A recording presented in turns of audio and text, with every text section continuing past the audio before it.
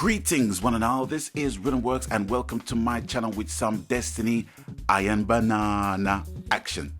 Yes, ladies and gentlemen, that's what we colloquially call the Iron Banner tournament. Now, it's been a while since I've played the Iron Banana, but I wanted to give it a go this time around in the April update just to see what has changed in terms of the new weapons that you're getting and the power that they wield. Now, I have to say that I've been playing Destiny quite a bit over the last couple of weeks. I haven't really jumped onto Call of Duty for an equal amount of time. So most of my time in the last 2 weeks has been dedicated to Destiny. And I have to say, as opposed to playing PvE, which I'm enjoying, playing PvP is a bit laborious in terms of the actual pace of the controls.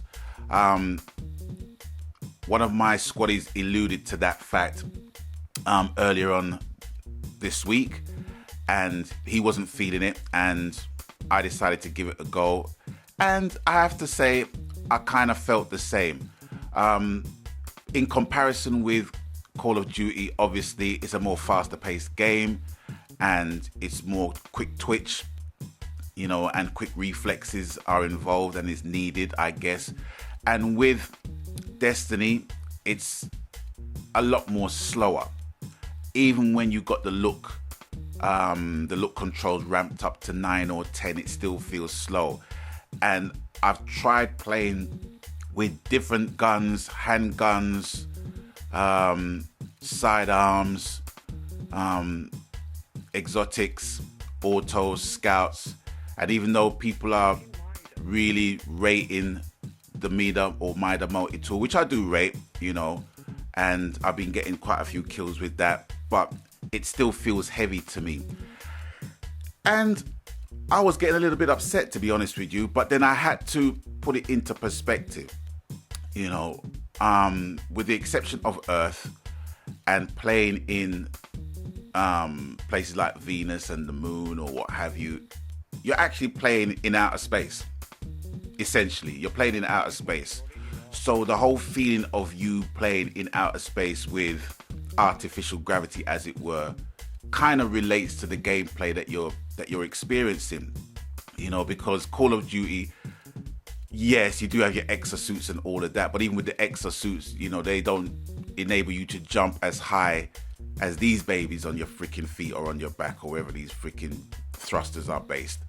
But there is a clear difference there. And I just spent a lot of time actually just going through my weapons and seeing which weapons was the best for me to use in short, medium and long range attacks, and what the tactics was really that was best served. And as you can see, it's been mostly vertical. You know, I can't run around on the ground and have these people basically just pick me out like that. You know what I mean? I just find that as soon as I try and turn my guns, it takes longer. Whereas in the air, you know, you can cover a good piece of ground with a slight twitch, you know, in any direction. And I just find that works for me a whole lot better. But I do have to say that I'm enjoying playing PvE more than I'm enjoying playing PvP at the minute. With Iron Banner, now you are able to get decent drops when you actually start, rather than when you rank up to level 1. But I think you're already on level 1, unless I've stayed on level 1 on Iron Banner the last time that I played it. I can't officially tell you either way, but I managed to get what do you call them things, man? The bracelet, the armband. I managed to get an Iron Banner armband within 2 games, and that was like a level 3 item.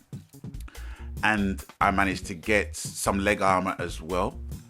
And then when I actually looked to the vendor, the Iron Banner vendor, half of the things that I needed I already got. So the only thing I'm basically short on is the rocket launcher and I think it's the fusion rifle or the auto rifle. I'm not that sure. I was playing late at night, so you know, so my brain was kind of half dead anyway.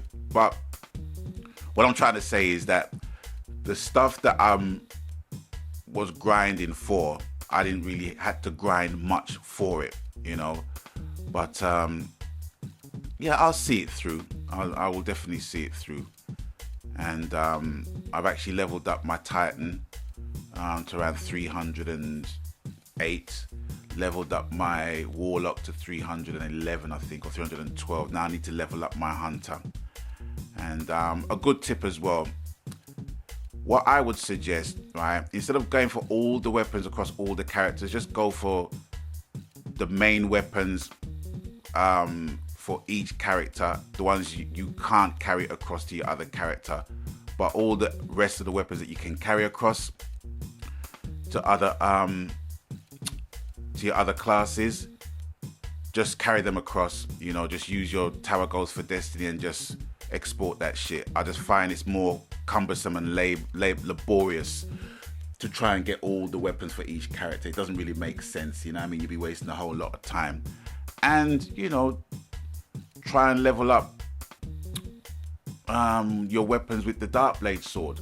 You know, so you got 2 Darkblades, you get 3 Darkblade swords, and they're like 320. So if you basically level up a primary, infuse a primary with the 320 Darkblade, infuse your special with a 320 Darkblade,